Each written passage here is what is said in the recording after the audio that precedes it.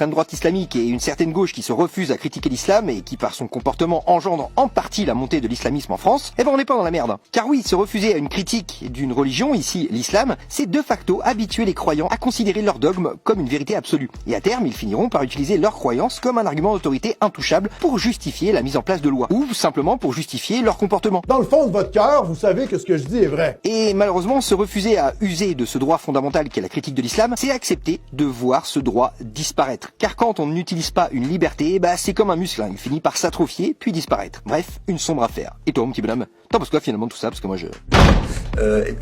Et face aux, si vous voulez, aux problématiques de la modernité occidentale, beaucoup de Maghrébins tombent dans le piège, quoi. C'est-à-dire qu'ils disent, ah ouais, c'est vrai, après tout, la tolérance, la droit de l'homme, la démocratie, la liberté, l'individualisme, profiter de la vie, consommer, faire ce qu'on veut, c'est bien.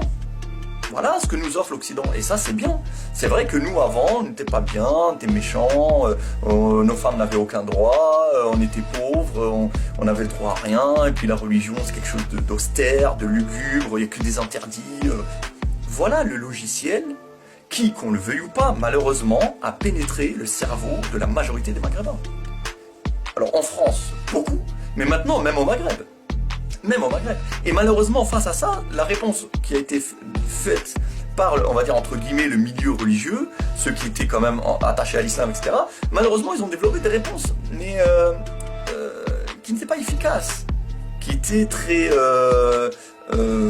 brutales, qui n'étaient pas en phase avec les problématiques modernes, la psychologie de ces gens-là. Donc finalement, malheureusement, la plupart du temps, ça s'est retourné même contre nous. C'est-à-dire que ça a été pris, ça n'a fait qu'alimenter le camp adverse. En disant, ah, vous voyez les barbus, comment ils sont méchants, dès qu'on critique, ils vous tapent, dès que ils crient, ils sont pas, ils veulent vous imposer leurs lois, vous voyez. Malheureusement, on n'a pas su développer d'armes, de stratégies efficaces.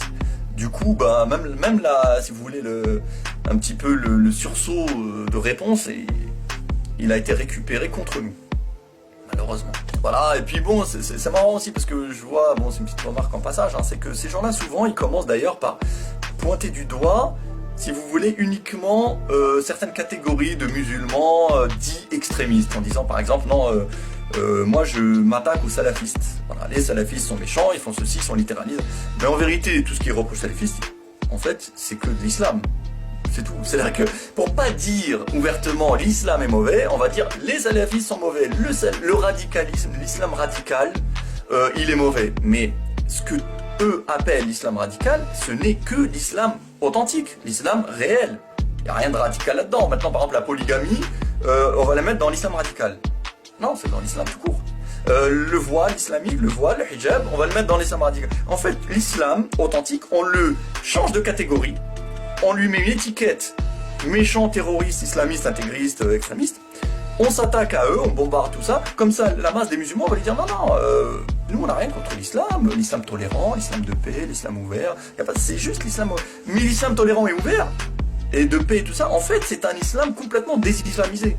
Donc en fait, c'est un piège complet.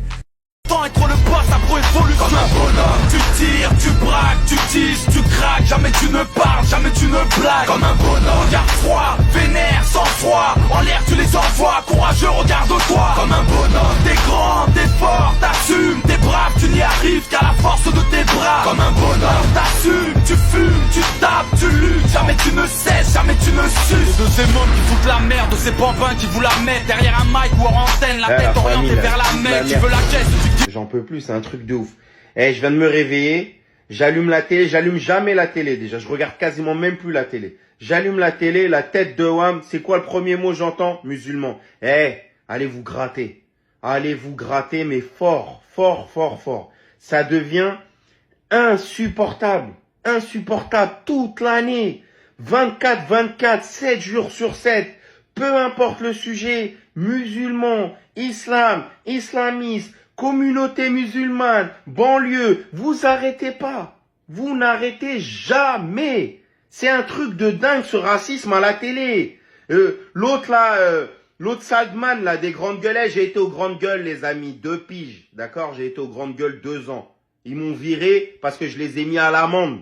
parce que je venais avec des chiffres, du solide, de la documentation, et je les couchais tous sur le plateau. Tous, du plus grand au plus petit, je les couchais tous. Et ils m'ont targe pour ça. Et l'autre, elle est là, elle... À un moment donné, j'aimerais agir parce que c'est ma dignité, c'est la loi de la charia. Il faut pas que je reste comme ça. Donc, je fais appel à tous, celles et celui qui est prêt et qui est vraiment sérieux dans la parole, pas que dans la parole, mais dans l'acte. Les bâtiments et on va faire en sorte que vos enfants aussi, ça soit aussi eux des ouvriers pour que nous, nos enfants à nous, ils soient médecins, chirurgiens, avocats, etc., etc. Comme moi je dis, c'est Jean-Pierre qui a allié son avenir à Mamadou. C'est pas Mamadou qui a allié son avenir à Jean-Pierre. Elles exposent alors leur corps aux hommes sans la moindre honte et pudeur. Ça ne dérange même plus nos sœurs musulmanes d'exposer leur beauté, leur corps, leurs bras, leurs jambes, une partie du décolleté, la chevelure et même le visage au kuffar. Ça ne les dérange plus que les gens se rincent l'œil sur elles. Et encore une fois, on va taper aussi sur les frères pour être juste.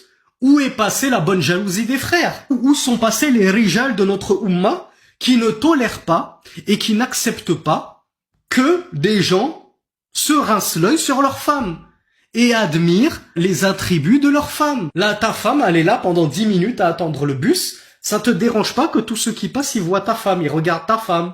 Il peut même s'arrêter devant elle, lui parler, il la voit, il baisse pas les yeux, ça te dérange pas. Donc, où est passée aussi la bonne virilité de nos frères? Ceux qui aiment la musique et qui écoutent la musique, ils écoutent qui en fait? Ils écoutent le diable. Qu'est-ce qu'a dit le prophète sur ces gens-là et ces catégories de gens-là? Ils seront transformés en singes et en porcs. Où est ton hijab? Comment une femme peut dire « Moi, je suis une femme qui a beaucoup de pudeur » alors qu'elle sort de chez elle sans son hijab? Le hijab, c'est la pudeur de la femme. Et sans pudeur, la femme n'a pas d'honneur.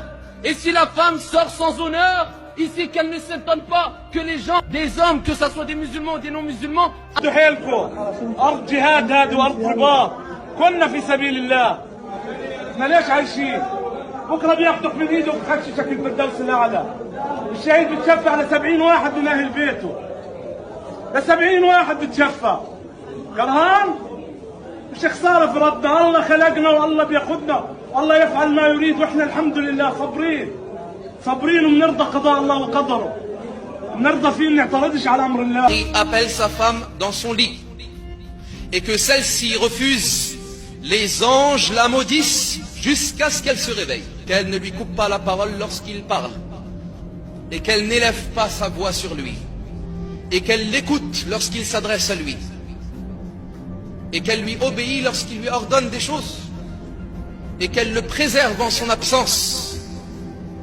et qu'elle se lève et qu'elle se précipite vers lui lorsqu'il arrive et qu'il rentre à la maison. Et le droit de ton époux sur toi passe avant le droit de tes parents sur toi.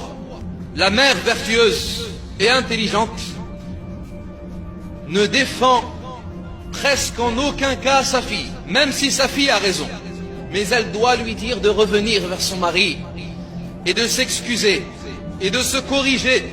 Et si la femme refuse, elle n'a pas refusé à l'homme en réalité, ni aux parents de l'homme, mais elle a refusé à Allah. يخيروك يا إما تموتي انتي ولا الزوج واش تخير؟ يموت أنا ولا الزوج؟ يموت هو.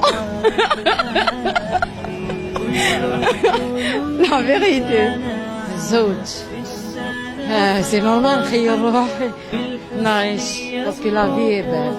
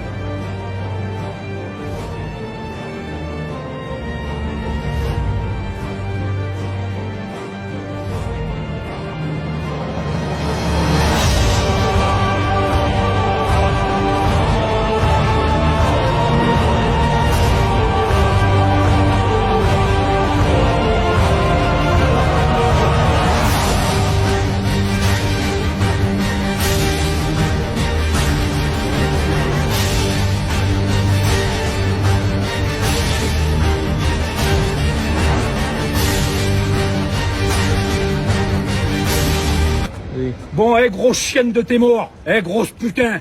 Quand tu fais attendre les gens à Bordeaux, que tu viens et que tu viens pas et que tu te sauves, va tes frères à Bourges comme une chienne de tes morts là. Maintenant je viens de me taper 600 km, je viens d'arriver là. T'as 50 km à faire. C'est pas la peine de dire j'arrive à Gujan et d'enculer tes morts et de te sauver, va tes frères là.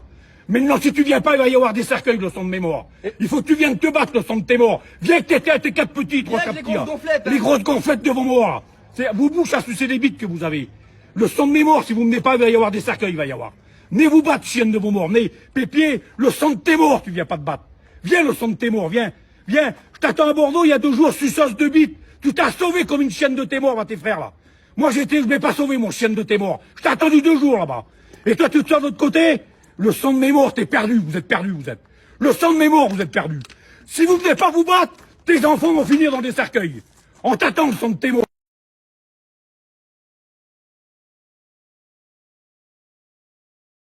Être le boss, la pro-évolution. Comme un bonhomme, tu tires, tu braques, tu teases, tu craques. Jamais tu ne parles, jamais tu ne blagues. Comme un bonhomme, regarde froid, vénère, sans froid. En l'air tu les envoies, courageux, regarde-toi. Comme un bonhomme, t'es grand, t'es fort, t'assumes, t'es brave, tu n'y arrives qu'à la force de tes bras. Comme un bonhomme, t'assumes, tu fumes, tu tapes, tu luttes. Jamais tu ne cesses, jamais tu ne suces. De ces mômes qui foutent la merde, de ces pampins qui vous la mettent derrière un mic ou en antenne, la tête orientée vers la Mecque. Tu veux la caisse, tu dis la tête orientée vers la Mecque, tu veux la caisse, tu dis Mike ou en antenne, la tête orientée vers la Mecque, tu veux.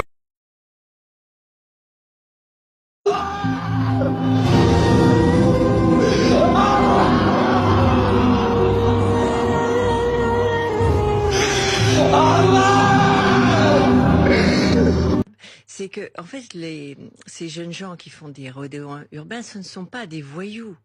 Ce sont des jeunes gens qui, d'ailleurs c'est intéressant l'idée du Covid, qui s'ennuient, qui n'ont pas de distraction. Vous savez, c'est West Side Story, on se retrouve dans les bandes, on fait des bêtises, etc. Alors parfois ça a des conséquences épouvantables. Et 18 gendarmes et policiers blessés chaque jour. Ce qui est intéressant dans le chiffre qu'ils donnent là sur les refus d'obtempérer, c'est de se poser la question de savoir pourquoi. Et en réalité, on a un peu de recul là-dessus. Aujourd'hui, une des raisons pour lesquelles il y a de plus en plus de refus d'obtempérer, c'est aussi, parmi d'autres, le fait que les gens n'ont pas le permis. Les jeunes n'arrivent pas à se payer le permis. Le permis est trop cher. Donc on roule parce qu'on en a besoin pour aller travailler, on a besoin pour vivre, mais on n'a pas le permis. Ce qui fait que quand on est contrôlé, on essaie de se carapater. Idem pour l'assurance. Il y a de plus en plus de gens qui roulent sans assurance. Donc ça génère des refus d'obtempérer. Donc déjà, si l'accession au permis était gratuit ou vraiment pas cher pour les jeunes, si c'était pris en charge au niveau par exemple des lycées, pour que tout le monde à 18 ans déjà ait un permis, si l'assurance était moins chère, déjà on éliminerait une grande partie des refus d'obtempérer. Tu dis on n'a pas tous les moyens de se payer le permis. Il y a des voitures sans permis. Est-ce que c'est pas la solution aussi de faire des voitures, tu vois Eh bien, je n'ai pas réfléchi à cette question, Guillaume. Je pense que les voitures sans permis sont des voitures qui sont vraiment limitées. Peut-être que, je sais pas si elles ont le droit de dépasser 50 cc. Donc ça peut peut-être marcher dans des pays, enfin dans des endroits du pays où c'est très dense, très concentré. Intuitivement comme ça, je me dis que c'est peut-être pas la solution parce que à l'échelle du pays, on a besoin quand même de voitures qui vont quand même plus vite que 40 km/h.